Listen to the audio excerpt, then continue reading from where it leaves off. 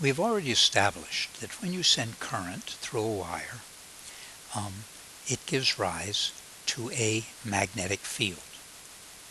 And physicists, being much enamored by the sense that the universe is beautiful and symmetric, felt like, well then, a magnetic field ought to give rise to a current. And we will try it out.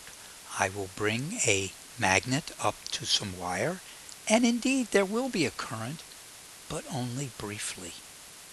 Then I'll take the magnet away, and again there will be a current, but only briefly. And what we come to realize is that magnetic field does not cause current. It is changing magnetic field. To have the magnetic field there constantly does not produce current. So you have changing magnetic field causes current. But that's not beautiful. And so I go back, and instead of talking about a current here, I'm going to talk about a field, a changing electric field, which is honestly what a current is. Much better representation of a current than marbles in a tube. And the changing electric field does cause a magnetic field. And then I will change this to say that a changing magnetic field causes an electric field. And an electric field means that there is EMF, and then if there is a conductive pathway, then we will get current. But this is always true. And this is spoken of as electromagnetic induction. Changing electric field, inducing magnetic field, changing magnetic field, inducing electric field. The units of magnetic field strength are Teslas. You will need to have that for putting on your answers when you're answering the question about how big B is, or when they do problems, they will give you B. Well, I want to complicate things a little bit, and it turns out that what we want to talk about is not so much this changing field, but the amount of field that is changing through an area. And that is going to be something we call flux. Let us develop some intuition about flux first. It's an archaic word for flow, but we still use it today. If we say the situation is in flux, we would say that that it's fluid. Or if you solder a joint, you will use flux that will flow over the joint to keep the joint from oxidizing. But we would not say, how much flux does that river have? But suppose we did. Then the idea will be that I will stick an area down into the river, and I will see how much water goes through the area, and that will be what we mean by the flux. Well, note that if that area is such that it's in this orientation to the flow, then we're going to get maximum flux through the area. And if I then take the area and turn it so that it is oriented like this, then there will be no flow through the area. So the amount of flux seems to depend upon an angle. That means we need to talk about vectors. I need to assign a vector direction to this area. And the definition of the direction of an area is normal to the area. So here the area is going straight up, whereas the flow is going horizontally, and there is no flux. That is, when there is 90 degrees between the area and the flow, we get 0. And when there is 0 degrees, when you do it like this, so that the direction of the area, normal to that area, is parallel to the flow, then the angle between them is zero, and we get maximum flux. And that is indeed how we will define flux. That here they're talking about electric field, not water, and so that would be electric flux. That would have a subcase E. But if this was magnetic field instead, here I can put a little B there. If it was magnetic field instead, then we would have magnetic flux through the area.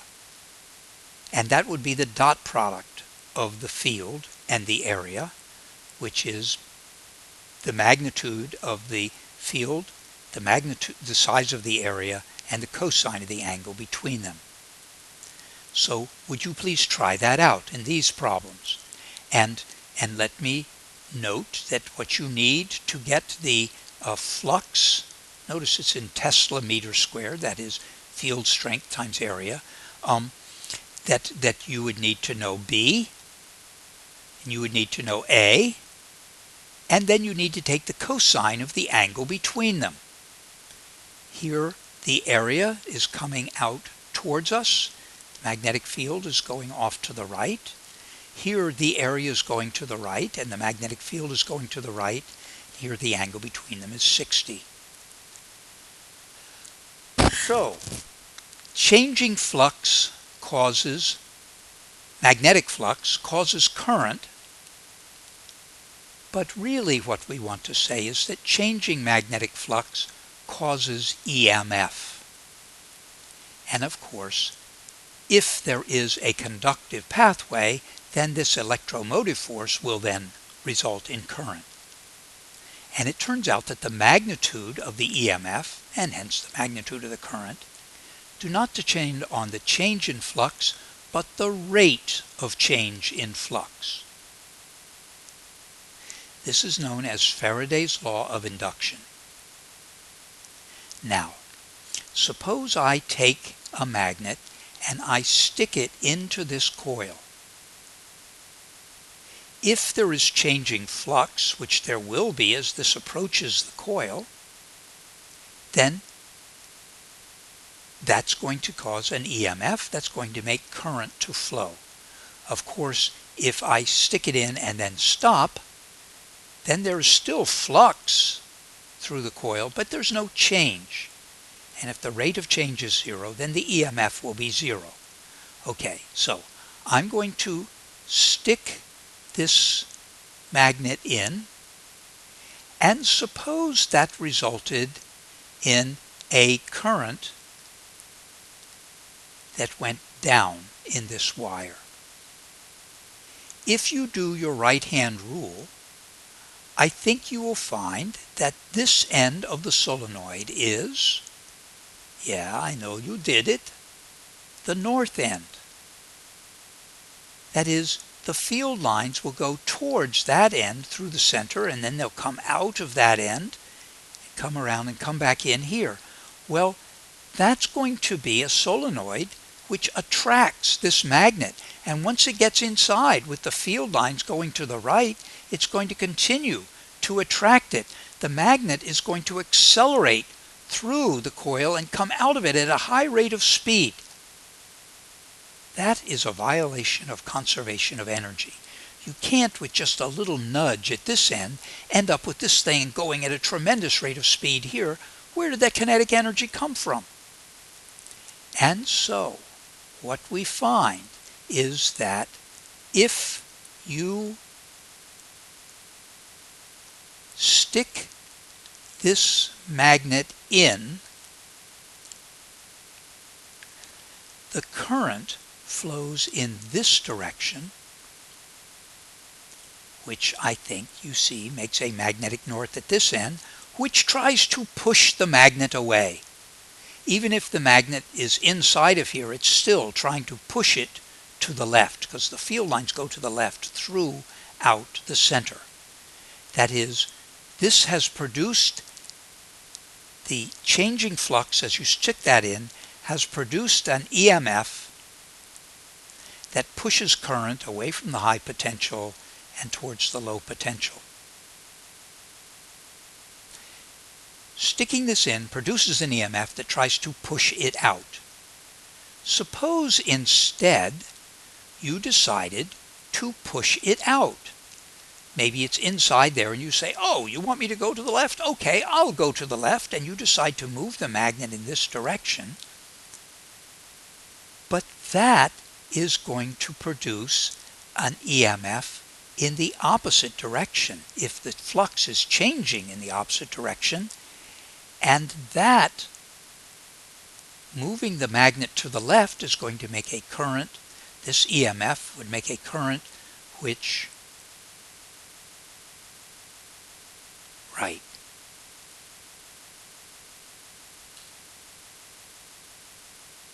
it makes the current go the other way. I don't know about my little dials here. I can do them right. But it makes the current go the other way. And thus, if you are moving the magnet to the left, it produces an EMF that tries to pull the magnet back to the right. And as a result of that, we add this negative to the equation, that the direction of the EMF is always opposite to the direction of the change in the flux. This is called Lenz's law, that the EMF, the induced EMF, will always be directed so as to oppose the change that is inducing it. That's a very hard thing to apply. I will give you many chances, and you I hope will rise to the challenge eventually. Lenz's law. The direction of the EMF, the induced EMF, is always such as to oppose the change in the flux. We can also write this flux. We could write out what magnetic flux is, and I point out to you that you get EMF if there's changing flux, which could mean changing magnetic field, which is what we were getting here. But it could also arise if the magnetic field was constant and you had changing area. And it could also arise if both the area and the magnetic field were constant and you had changing angles between them. Okay, so that changing the angles between them is exactly what we do in a generator. This generator has 3 coils of wire, so we'd put a 3 in for N. That is, the area here is 3 times as much as the area of one loop. So this is really affecting the area here. The magnetic field is produced by these permanent magnets. They're called field magnets. And in this case, the magnetic field is not changing, and the area is not changing. But what we do is we make this coil rotate, and the fact that it is rotating means that the angle between them is changing. That the when the coil is horizontal, then its area is perpendicular to the magnetic field. When the coil is horizontal, then the direction of the area is parallel to the magnetic field, and that changing theta is what gives rise to the EMF. So here are a couple of problems for you to try that out, and these are basically problems in Lenz. We're trying not to get a numeric value for the amount of EMF, but what you have here is a loop of wire and a magnetic field that is going away from you. The magnetic field is going to stay constant. The orientation between the area and the magnetic field, theta, is going to stay constant. But as you pull the loop out, what you're going to find is that the area is going to change, the area that has the magnetic field going through it. So what you have here, as you pull it out, is decreasing flux away from you. And the EMF is going to be directed to oppose the change. The change is loss of away flux, and so to oppose that would be to try to make more away flux. So you take your thumb and point it into the page, because I want more magnetic field going in, and your fingers are wrapping in one of these directions. the EMF, and hence the current, would be in that direction. Okay, you try to do this one, and you start the show again if you find yourself frustrated. But the first thing you need to do is to figure out where's the north and the south end of that. And you would use your right hand, and you would find that this is the south end and that's the north end. So that establishes that the flux is flowing to the right here through this loop of wire. The area of that loop of wire will not be changing. The orientation, the theta, will not be changing, but what will happen is the strength of the magnetic field will get weaker as we go away. So the changing flux is less and less flux to the right. And so if you're going to get an EMF here that opposes less and less to the right, then again, it wants to stop the show. You started the show again. More flux to the right. You point your thumb to the right and your fingers wrap so that it's one of these two directions there in the blue part. On to transformers. The idea of a transformer is I will send a current through this coil of wire, and that will make a magnetic field. And then I will take a second coil of wire and let it experience this magnetic field. And if, and only if, that magnetic field is changing, then I would have changing flux here, and that would induce EMF here, or voltage.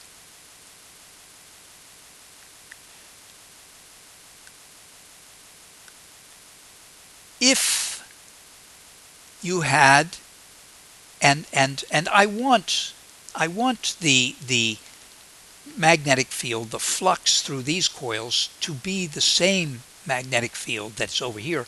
The change in the magnetic field here should be the same change in it here.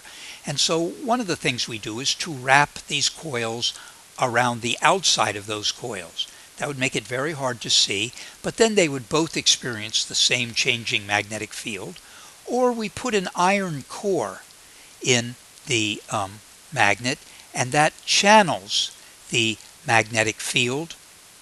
It flows through the iron, and that would increase that would make it the same magnetic field through both of them, the same change. If I then put a coil here, what we call the secondary, that has fewer turns, that N is smaller here in the secondary, then when you think about Faraday's law of induction, that's going to mean that much less change in flux. The area here would be less than the area here according to the number of turns. If this had 7 turns and this had 3 turns, then the changing flux would be 3/7 as much here. The EMF induced would be 3/7 as much as the voltage over here. And so by counting the number of turns, you get the same ratio for the voltages at these two places. And so this would be what we call a step-down transformer. It would transform the voltage from, say, 700 volts down to 300 volts. But what about the current? And the current is a little problematic because sometimes for current there's not always 100% efficiency. And so if to say this had 20% efficiency, this transformer, then if you were to have a power of 100 watts in the primary, you would only have 20 watts in the secondary. If we then take the formula for power and replace P by those, then we get that you have this ratio, and then if I want to get Vs over Vp, I would divide through by Vp, divide through by Vs, and you end up with this expression.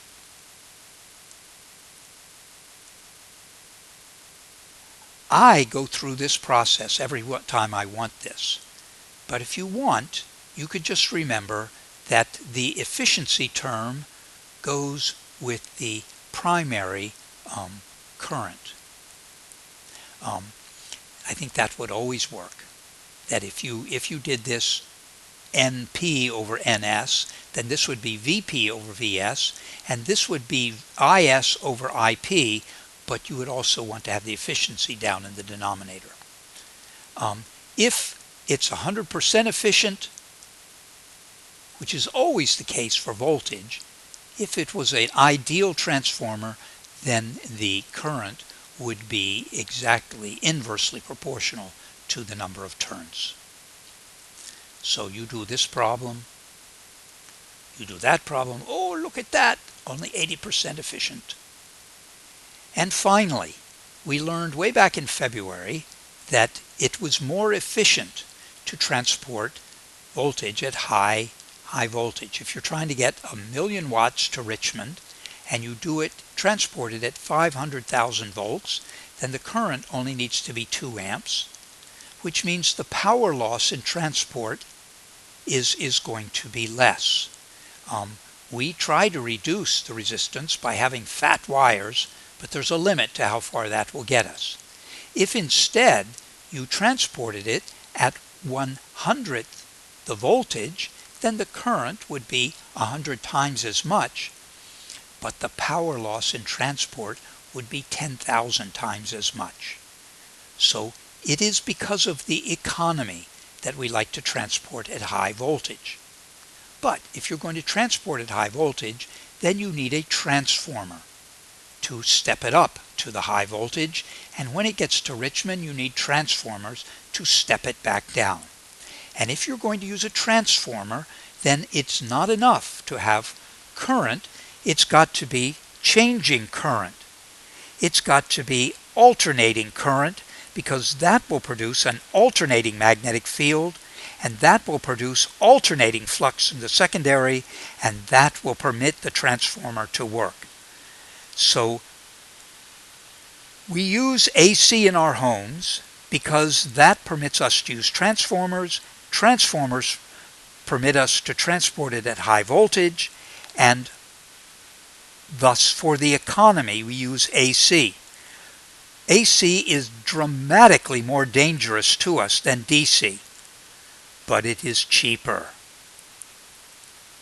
Here again are the transformer ideas that you start off at, say, hundreds of thousands of volts. We transform it down and send it off across the city to other stations where we transform it down to a smaller voltage, which would then go out along the highways, and then when we have another such transformer station that steps it down again. It goes off several miles to your home, and finally at your home another transformer that brings it down to the voltage you're going to use in your home.